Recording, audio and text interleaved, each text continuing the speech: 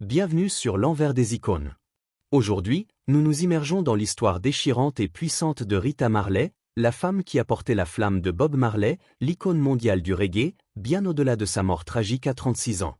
Pendant des décennies, Rita a incarné la matriarche inébranlable, protégeant l'héritage musical et spirituel de son mari, élevant leurs enfants, et défendant le nom Marley contre des tempêtes de trahison, de rivalité et de scandales.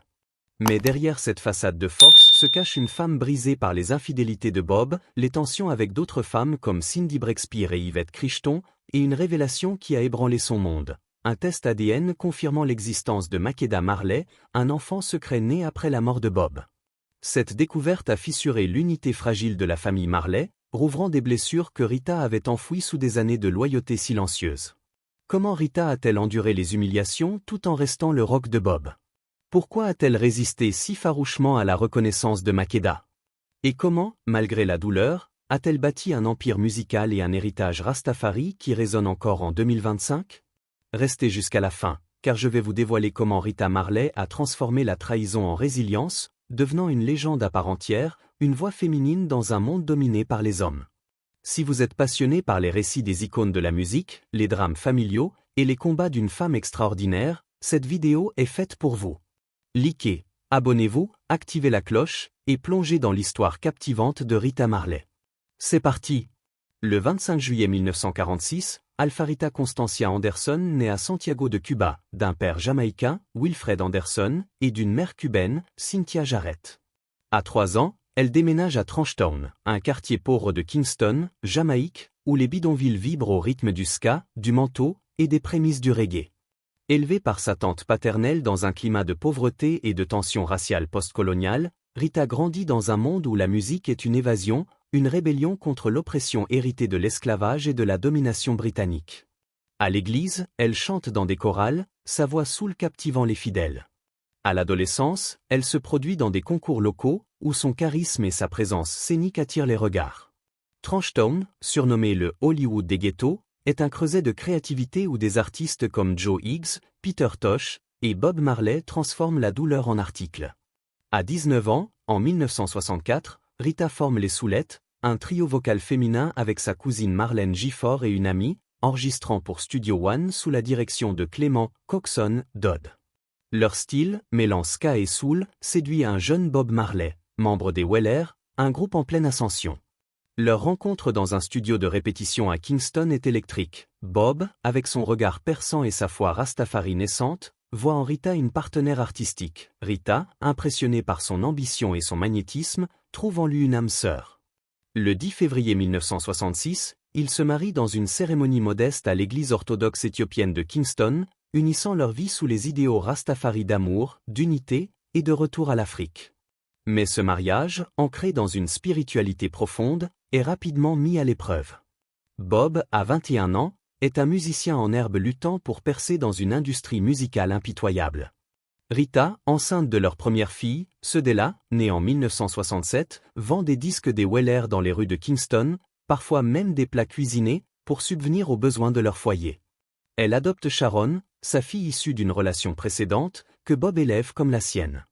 Leur vie à Trenchtown est un combat quotidien, pas d'eau courante, des coupures d'électricité, et une Jamaïque secouée par la violence politique et la pauvreté. Pourtant, Rita apporte sa voix aux Wailers, chantant en chœur sur des titres comme Lonesome Feeling et Puiton, devenant une force discrète mais essentielle derrière le son de Bob. En 1968, Ziggy naît, suivi de Stephen en 1972. Mais à mesure que la carrière de Bob s'envole, leur mariage s'effrite sous le poids de ses infidélités et de la pression de la célébrité. En 1973, la sortie de Catch a Fire sur Island Records, produit par Chris Blackwell, propulse les Wailers sur la scène mondiale. Bob Marley devient une voix universelle, un prophète Rastafari prêchant la liberté, la justice et l'unité dans des chansons comme Concrete Jungle, Get Up, Stand Up et He Shot the Sheriff.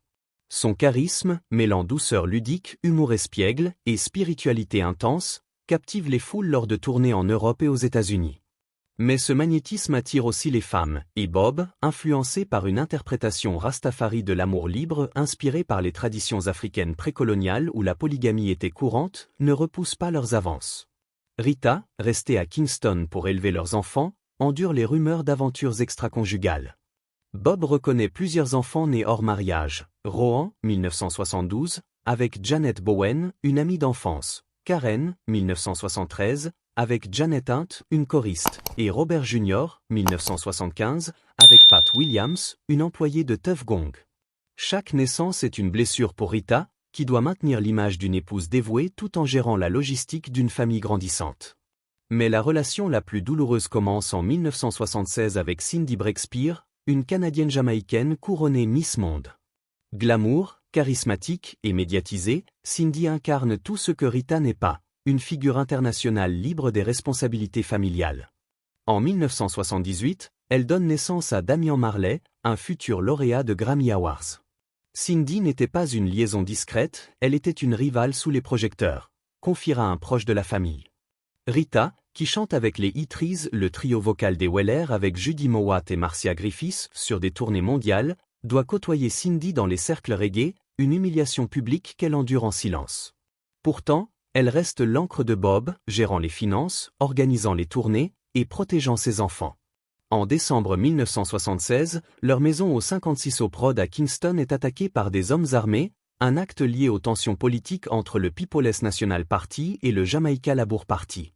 Bob est blessé au bras et à la poitrine. Rita, touchée à la tête, survit par miracle, la balle restant logée près de son cuir chevelu.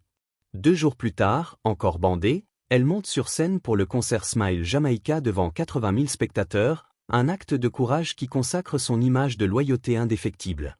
Mais ce dévouement cache une douleur croissante, Rita a appris à enfouir sa souffrance sous son devoir, dira Judy Mowat.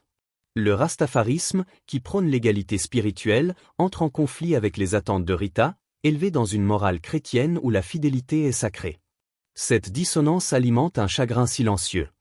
En 1980, alors que Bob lutte contre un mélanome malin diagnostiqué en 1977 sous un orteil et propagé à son cerveau et ses poumons, une nouvelle tempête éclate. Yvette Crichton, une employée de Tuff Gong gérant le courrier des fans, annonce sa grossesse. Yvette, proche de Cedella Booker, la mère de Bob, vit un temps dans sa maison, ce qui exacerbe les tensions avec Rita. Leurs disputes, parfois explosives, sont connues des proches. Yvette était une intruse dans le sanctuaire des Marley, dira un ami. Bob, affaibli par la maladie et soigné dans une clinique en Allemagne, confie à Cedella, « Si l'enfant est le mien, prends en soin ». Le 11 mai 1981, Bob s'éteint à Miami à 36 ans, sans testament, laissant une succession estimée à des dizaines de millions dans les années 2000 grâce à Tuff Gong, des albums posthumes comme Legend, 1984, et des contrats de merchandising. Quelques jours plus tard, Yvette donne naissance à Makeda Janesta Marley. Pour Rita, cette arrivée est un coup de poignard posthume. Après 15 ans d'humiliation aux liaisons publiques, les enfants hors mariage, les rivalités avec Cindy Breakspear, Makeda représente l'affront ultime. Rita refuse de la reconnaître, accusant Yvette d'opportunisme pour s'approprier une part de la fortune Marley. Selon la loi jamaïcaine, sans testament, seuls les enfants reconnus peuvent hériter, et Rita, déterminée à protéger Cedella, Ziggy, Stephen et Sharon, ferme la porte à Yvette. Makeda grandit dans l'ombre en Pennsylvanie, loin des projecteurs de Kingston, soutenu par sa mère et les mots de Cedella Booker, qui reconnaît son lien avec Bob. Les rumeurs d'enfants secrets enflent, les médias parlent de 11 enfants officiels, mais certains évoquent jusqu'à 14, incluant des noms non confirmés. Rita, en gardienne du mythe Marley, impose un silence stratégique, préservant l'image de Bob comme prophète unificateur tout en luttant contre les avocats, les partenaires commerciaux et les mères des autres enfants. Dans les années 2000, les tests ADN bouleversent cette dynamique. Makeda, devenu adulte, exige un test pour prouver sa filiation. Les résultats, publiés dans les années 2010, sont sans équivoque, elle est la 13e enfant de Bob Marley. Pour Rita, c'est un séisme personnel et juridique. C'était comme si Bob, même mort, me trahissait encore, confiera un proche. Rita, qui a passé des décennies à construire l'empire Marley gérant Tuff Gong, négociant des contrats avec Universal Music, et transformant le nom Marley en une marque mondiale, où voit son autorité ébranlée. La reconnaissance de Makeda menace de diluer la part de ses enfants dans une fortune colossale, estimée à plus de 100 millions de dollars en 2025. La famille se fracture, Ziggy et Stephen, stars du reggae avec des Grammy Awards pour Consu Party, 1988, et Mind Control, 2007, prônent une acceptation prudente pour préserver l'image de Bob, invoquant son message d'unité. Mais d'autres, plus proche de Rita, rejette Makeda comme une intruse, ravivant les blessures d'un mariage marqué par la trahison. Les tribunaux jamaïcains, saisis par Yvette, confirment les droits de Makeda à une part de l'héritage, mais l'acceptation familiale reste hors de portée. Elle était légitime sur le papier, mais étrangère dans le cœur des Marley, dira un biographe. Rita, autrefois louée comme la matriarche de fer, s'emporte publiquement, accusant Yvette de manipuler la science pour s'infiltrer dans la famille. Sa douleur, enfouie sous des années de silence, éclate, ternissant son image de force tranquille. Les batailles successorales, déjà complexes avec 11 enfants reconnus et des mères multiples, deviennent un feuilleton médiatique. Les tabloïds dissèquent l'arbre généalogique des Marley, spéculant sur d'autres enfants secrets. Rita, en défendant les intérêts de ses enfants, est parfois perçue comme vindicative, un contraste avec son rôle de gardienne spirituelle. Pourtant, elle ne plie pas. Elle fonde la Rita Marley Foundation en 1986, soutenant des écoles et des cliniques en Jamaïque et au Ghana, et produit des albums comme Arambe, 1982, et Sunshine After Rain, 2003, où elle chante la résilience et l'empowerment féminin dans un reggae teinté de soul.